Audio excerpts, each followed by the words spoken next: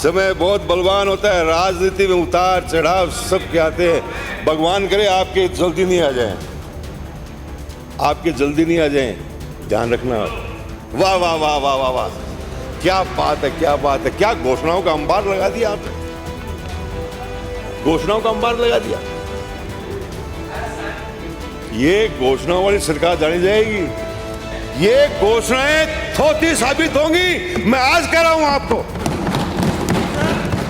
थोथी घोषणा होंगी ये। अरे घोषणाओं का अंबार लगा दिया, पैसा है नहीं आपके पास में। अभी तक मैं समझता हूं जोगाराम जी, ये आपकी सरकार बनी है, ये समझ में ही नहीं आई आपको बनी है कि नहीं बनी अभी तक। आपके लिए अच्छा होता, प्रदेश के लिए अच्छा होता, हम सब के लिए अच्छा होता यदि केंद्र सरकार के बजट के बाद हमारा बजट रखा जाता। वैसे आपका कसूर नहीं है, आप जुमलेबाजी में माहिर हैं, जुमलाबाजी में माहिर हैं, विश्वास रखते हैं इसमें। मुझे बड़ा अफसोस हुआ है कि हमारा बजट पेश हुआ, पूरे राजस्थान की जनता आस लगाए बैठी थी कि हमारे लिए बजट आएगा। बजट आया, बजट पे बहस शुरू हुई, लेकिन मैं कहना चाहता हूं कि बजट का बहस का जो स्तर है वो स्तर सही नहीं है। पूरा राजस्थान, आप चुप रहिए महाराज, पूरा माननीय सदस्य है, मेरे मित्र है, पूरा राजस्थान आपको देख रहा है, इस बहस को सुन रहा है, और आपने बजट के बहस बजट पे हो रही है, चर्चा बजट पे हो रही है। क्या हुआ, क्या होना चाहिए, बजट में क्या चीज रह गई, बजट में क्या चीज अच्छी है, जनता के लिए क्या फायदे की, ये सब बातें होनी चाहिए थी। लेकिन मैं जिस प्रकार से ये चालू हुआ है, नगर पालिकाओं में भी ऐसी बहस नहीं होती है। बहस बजट की हो रही है और चर्चाएं किसी और चीज की हो रही हैं।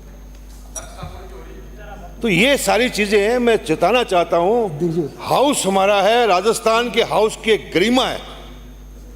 पूरे हिंदुस्तान के अंदर राजस्थान का विधानसभा जाना जाता है, लेकिन आप इस प्रकार से, अभी तक मैं समझता हूं जोगाराम जी, ये आपकी सरकार बनी है, ये समझ में ही नहीं आई आपको बनी है कि नहीं बनी अभी तक।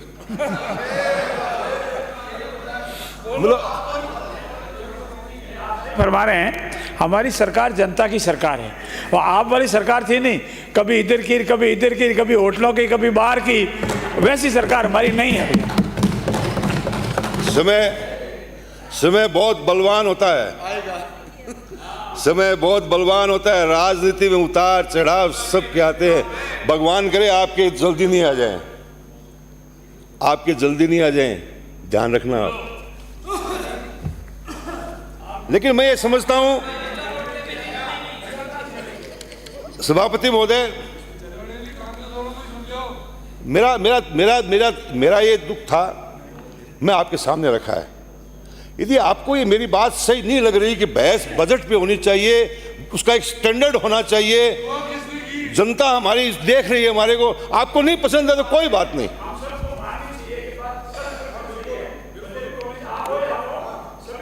करे बिल्कुल सही फरमा रहे हैं। बस सभापति महोदय, मैं बैठा बैठा ये महसूस कर रहा था कि यदि राज्यपाल का अभिभाषण होता, राज्यपाल महोदय का, तो जो बातें अब जो हो रही हैं, राजनीतिक बातें, जो बजट के अलावा बातें हो रही हैं, वो सारी बातें उसके अंदर आ जाती। लेकिन पता नहीं किस सलाहकार के सलाह में आकर के आपने जो राज्यपाल जी का, राज्यपाल महोदय का अभिभाषण नहीं कराया। आप कराते तो राजस्थान की जनता को इसका लाभ मिलता। राज्यपाल का भाषण तो नहीं कराया, लेकिन मैं लंबे समय से काम कर रहा हूं, और केंद्र से पहले बजट पेश करना कर सकते हैं, हमारा अधिकार है। लेकिन अच्छा होता आपके लिए अच्छा होता, प्रदेश के लिए अच्छा होता, हम सब के लिए अच्छा होता यदि केंद्र सरकार के बजट के बाद हमारा बजट रखा जाता। आज हमारा शेयर क्या होगा? आज कोई बता सकता है खड़ा होकर के कि हमारा शेयर क्या होगा? कोई नहीं बता सकता। इसलिए यदि बाद में रखा जाता हम सब फायदे की बात होती। सभापति महोदय, सरकार ने जो बजट रखा है बहुत लंबा समय लिया। 3 घंटे तक हम बैठे रहे और 3 घंटे तक सुनते रहे। अच्छी बात है, लंबा भाषण पढ़ा आपने, लेकिन भाषण में आपने बजट में रखा क्या? आपने 3,34,000 करोड़ का बजट पेश किया है और राज्य की आमदनी क्या है? 2,64,000। बाकी कहां से आएंगे? 70 लाख करोड़ रुपए आपको, 70,000 करोड़ रुपए आपको कर्ज लेना पड़ेगा। अब आप कर्ज की बात कर रहे थे कि उस सरकार ने डबो दिया, उस सरकार ने डबो दिया। तो ये 70,000 करोड़ रुपए कहां से लेंगे आप? कैसे लेंगे आप? आपने कहीं इसका स्पष्ट उल्लेख किया कि यहां से बजट लेंगे? नहीं किया। मैं कह रहा हूं, आप भी संसद में रहे हुए हैं माननीय सदस्य, मैं भी आपके साथ एमपी रहा हूं। हमारी सालाना आमदनी क्या है? हमारे कर्ज की और आमदनी का रेशो क्या है? ये समझना पड़ेगा। आरबीआई ने नोटिस दे रखा है आपको, राजस्थान को आरबीआई ने नोटिस दे रखा है। ये कब ब्लैक लिस्टेड कर देगा आपको पता नहीं चलेगा इसका। वाह वाह वाह वाह वाह वाह, क्या बात है, क्या बात है। क्या घोषणाओं का अंबार लगा दिया आपने, घोषणाओं का अंबार लगा दिया। ये घोषणाओं वाली सरकार जानी जाएगी। 1005 घोषणाएं हुई हैं। 1005। सर एक आपसे निवेदन करूं, कितनी घोषणाएं आपको अच्छी लगती है? घोषणाएं कितनी अच्छी लग रही है आपको? 5, 10%, 20%, 100%? सब पूरी करा। ये बात नहीं, पूरी करने के लिए ही घोषणा है। ईश्वर करे आपको इतनी ताकत मिले कि आप इन घोषणाओं को पूरी कर सको। लेकिन माननीय मंत्री महोदय, आप ये घोषणाएं कैसे पूरी करोगे? कुछ बताओ तो सही। कितना पैसा है आपके पास इन घोषणाओं को पूरा करने के लिए? मात्र 44,000 करोड़ रुपए है। और 44,000 करोड़ रुपए में ये 105 योजनाएं आप घोषणाएं पूरी कर दो तो मैं सैल्यूट करूंगा आपको, लेकिन नहीं होंगी। ये घोषणाएं थोथी साबित होंगी। मैं आज कह रहा हूं आपको, थोथी घोषणा होंगी ये। अरे घोषणाओं का अंबार लगा दिया, पैसा है नहीं आपके पास में, कहां से पूरी करोगे आप? वैसे आपका कसूर नहीं है, आप जुमलेबाजी में माहिर हैं, जुमलाबाजी में माहिर हैं, विश्वास रखते हैं इसमें। आज भी 10 साल हो गए, लोग 15 लाख रुपए का इंतजार कर रहे हैं, अपना खाता अभी भी टंटोल रहे हैं, और आपने भी वही काम शुरू कर दिया।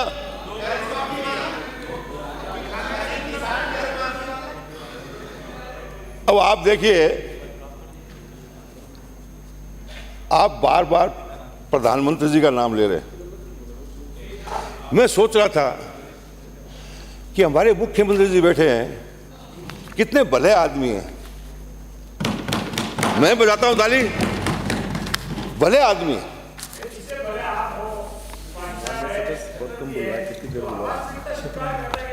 बदल आज दिन तक नहीं आया। वास्तविकता स्वीकार करने में मैं आपको भी करता हूं, मैं आपका भी उतना ही रेस्पेक्ट करता हूं, लेकिन मैं एक सुझाव देना चाहता हूं आपको, बुरा नहीं माने तो। आप बार बार खड़े मत होना।